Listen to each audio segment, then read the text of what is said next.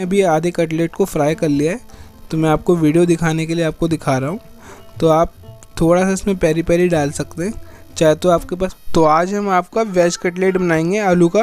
तो इसको बनाने के लिए आपको 6 आलू लेनी है। बॉयल आलू लिए हमने 6। इसके बाद हम इसको कद्दूकस कर लेंगे। कद्दूकस हमें मोटे वाले की तरफ से करना है। तो आपको मैं दिखा दूं, तो हमने आलू को कद्दूकस कर लिया है। तो इसका लच्छा आप देख सकते हैं, बहुत ही अच्छी तरीके से लच्छा निकला है इसका। तो आपको इसी तरीके से सारे आलू को कद्दूकस कर लेना है। तो इसके बाद देख सकते हैं आप, हमने सारे आलू को कद्दूकस कर लिया है। तो मैं इसमें अब वेजिटेबल डालूंगा। तो पहले हमने डाला आपका प्याज डाला है, ये हमने चॉप करके डाली है।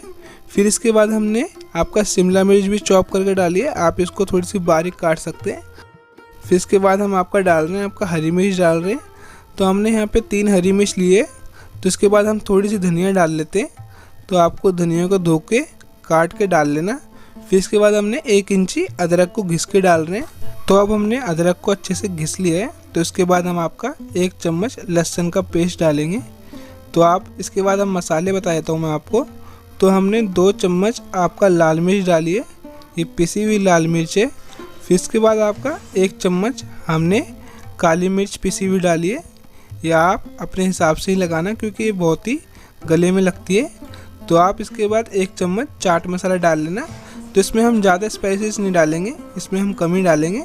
तो आपका इसके बाद हमने 2 चम्मच आपका मैदा डाला है, और इसका डबल हम आपका अरारोट डालेंगे। तो हमने 2 चम्मच मैदा डाला है, तो हमें 4 चम्मच आपका अरारोट के डालने हैं। तो इसके बाद आप इसको अच्छे से चम्मच से मिला लेना। जब ये अच्छे से मिल जाए एक तरफ से, फिर इसके बाद हम इसको अपने हाथ से मिलाएंगे। तो पहले मैं आपको इसको चम्मच से मिला के दिखा देता हूँ, क्योंकि ये अच्छे से जब मिल जाएगा तो इसके बाद हम अपने हाथ से मिलाएंगे। जब इसे हमें मिलाने में बहुत ही आसानी रहेगी। तो इसके बाद हम अपने हाथ से मिला लेते हैं।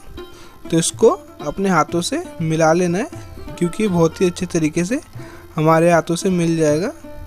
तो उसके बाद आप देख सकते हैं इसको हमने थोड़ा सा मिला लिया है। तो इसके बाद हम आपका थोड़ा सा नमक डाल देंगे, क्योंकि उस टाइम हम नमक डालना गलती से भूल गए थे।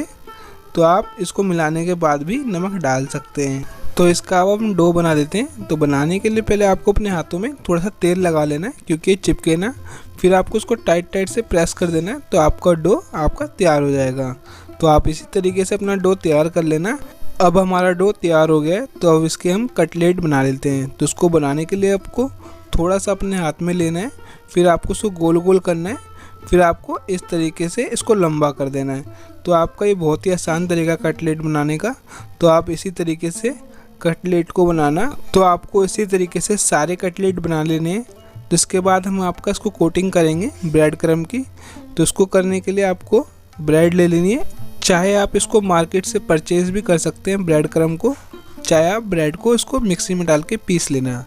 तो आपका ब्रेड क्रम्ब तैयार हो जाएगा। तो इसके बाद हम इसकी स्लैरी बना लेते हैं। तो उसमें हमने 2 चम्मच आपका अरारोट डाला है और आपका पानी डाला है, और इसको अच्छे से हम मिक्स कर लेंगे। तो इसकी स्लैरी भी तैयार हो जाएगी। तो अब हमारी स्लैरी भी तैयार हो गई है। तो इसको हम कटलेट को कोटिंग करेंगे आपका ब्रेड क्रम्ब की। तो हम देख सकते हैं, पहले इसको डाल लेंगे। तो हम इसको अच्छे से डीप करने के बाद इसको ब्रेड क्रम्ब में डालेंगे। फिर आपका थोड़ा सा हम इसको ऐसे चलाएंगे, और आपका अपने हाथों से इसको अच्छे से हम इसकी कोटिंग कर लेंगे ब्रेड क्रम्ब की। फिर आप इसको कर लो। तो आप अपने हाथों में इसको एक बार अच्छे से प्रेस करके, और आप इसको इस शेप में कर देना, क्योंकि इससे ये होगा कि अच्छे से ब्रेड क्रम्ब कटलेट पे चिपक जाएंगे। तो ये आपका ये निकलेंगे भी नहीं जब आप इसको फ्राई करोगे। तो आपको इसी तरीके से सारे ब्रेड क्रम्ब पे। तो अब आपका फ्राई करने का प्रोसेस बता दूं। तो आपको मीडियम तेल गरम कर लेना है। फिर आपको इसमें फ्लेम 0 कर देनी है, क्योंकि हम इसको 0 to हाई करते हैं जब इसको हम तलते हैं।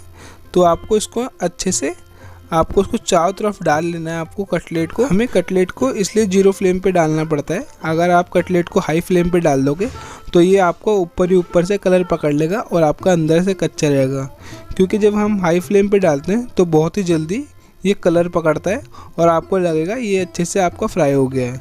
तो आपको इसको 0 फ्लेम पे डालना है, ना कि आपको हाई फ्लेम पे डालना है। तो आप देख सकते हैं अब हमारे कटलेट अच्छे से फ्राई हो गए हैं। तो इसको हम एक तरफ निकाल लेते हैं। तो आप इसको 2 बार में ही फ्राई कर सकते हो। और आप हमारे चैनल पे नए हो तो चैनल को आप सब्सक्राइब कर लो, और आपका वीडियो को लाइक कर दो। तो आप देख सकते हैं, तो हमने अभी आधे कटलेट को फ्राई कर लिया है। तो मैं आपको वीडियो दिखाने के लिए आपको दिखा रहा हूँ। तो आप थोड़ा सा इसमें पेरी पेरी डाल सकते हैं।